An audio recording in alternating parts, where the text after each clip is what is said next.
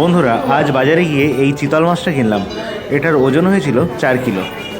বাড়িতে এত বড় চিতল কাটা আমাদের পক্ষে সম্ভব ছিল না, তাই আমরা দোকান থেকেই কাটিয়ে নিয়েছিলাম।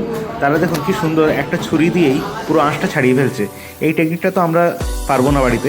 তারপরে পিসগুলো বেশ বড় বড় করে কেটে দিলাম। বাদ বাকি যে ছোটো পিস সেটা আমরা বাড়িতেই করে নেবো আমাদের মতো করে। চিতল মাছের সবথেকে দামি জিনিস আর সবথেকে টেস্টি জিনিস হলো এই চিতলের পেটি। চিতলের পেটিগুলো এখন পিস করে নেওয়া হচ্ছে। এই পেটিটা দিয়েই আজকে আমাদের ঝাল করে রান্না করা হবে। ওপরে যে গাদার পিসগুলো সেটাই প্রচুর পরিমাণে কাঁটা হয়, সেগুলো আমরা ভেজে নিয়ে আলাদা করে রেখে দেবো পরে খাওয়ার জন্য। মাছগুলোর সব গাদা পেটি আলাদা করে নেওয়া হয়েছে। এবার হলুদ দিয়ে দেওয়া হলো, পরিমাণ মতো লবণ দিয়ে দেওয়া হলো, আর সেই সঙ্গে একটু হালকা লঙ্কার গুঁড়ো দিয়ে দেওয়া হলো। কড়াই তেল গরম করা হচ্ছে, এরপরে এই মাছগুলো ভেজে নেওয়া হচ্ছে পরপর। আর চিতলের কিন্তু সবথেকে টেস্টি জিনিস যেটা বললাম, এই পেটি, এটা দোকানে আমাদের বলেছিল 1200 টাকা কিলো। তো আমরা একটা কাজ করলাম, আমরা পুরো মাছটাই গোটা কিনে নিলাম। গোটা মাছ কেনার জন্য আমাদের 1000 টাকা কিলো মাছটা দিয়ে দিয়েছিল। 4 কিলো মাছ 4000 টাকা টোটাল লেগেছিল। একটা পাত্রে দেখতে পাচ্ছেন টমেটো কোচানো, পেঁয়াজ কোচানো, কাঁচা লঙ্কা কোচানো, পেঁয়াজ বাটা, রসুন বাটা, আদা, গোটা রসুন, সেই সঙ্গে শুকনো লঙ্কা একসঙ্গে রাখা হয়েছে।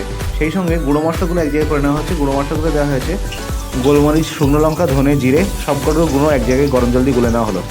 মাছগুলো সব ভেজে নেওয়া হয়ে গেছে। এবার গাদার পিসগুলো ভেজে নেওয়া হচ্ছে। এগুলো পরে রান্না করা হবে। আমাদের 5th অ্যানিভার্সারি উপলক্ষে এই 4 কিলো ওজনের চিতল মাছটা আজকে রান্না করা হচ্ছে। মাছ ভাজা কমপ্লিট হয়ে গেছে। এবার কড়াই আবার নতুন করে তেল গরম করে নেওয়া হলো। সেই সঙ্গে দেওয়া হলো শুকনো লঙ্কা এবং সেই সঙ্গে পাঁচফোড়ন।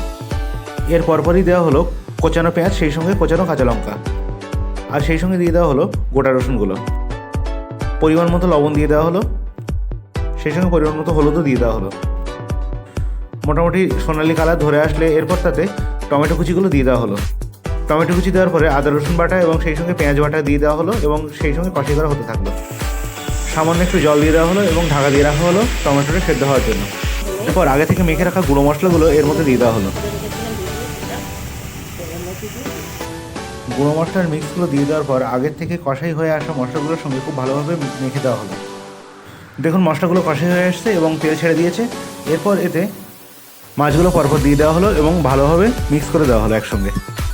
দেখুন মাছগুলো দিয়ে ভালোভাবে মিক্স করার পরে তারপরে পরিমাণ মতো জল দিয়ে দেওয়া হলো এবং ঢাকা দিয়ে রাখা হলো সেদ্ধ করার জন্য।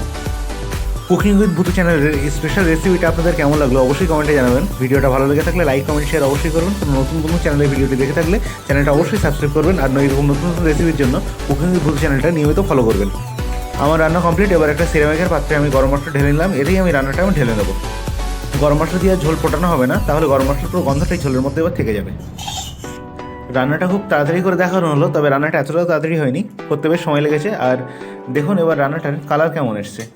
আপনারা কালারটা দেখে কেমন লাগলো সেটা অবশ্যই কমেন্টে জানাবেন। আর টেস্ট কেমন হলো এটা বোঝার জন্য আপনারা এই রেসিপি অনুযায়ী অবশ্যই একবার বাড়িতে এই রান্নাটা ট্রাই করে দেখতে পারেন। আমাদের 5th অ্যানিভার্সারি স্পেশাল এই চিতল মাছের পেটি দিয়ে ঝাল, এর সঙ্গেও ছিল চিকেন পকোড়া আর সেই সঙ্গে বেগুন ভাজা আর ইলিশ মাছ।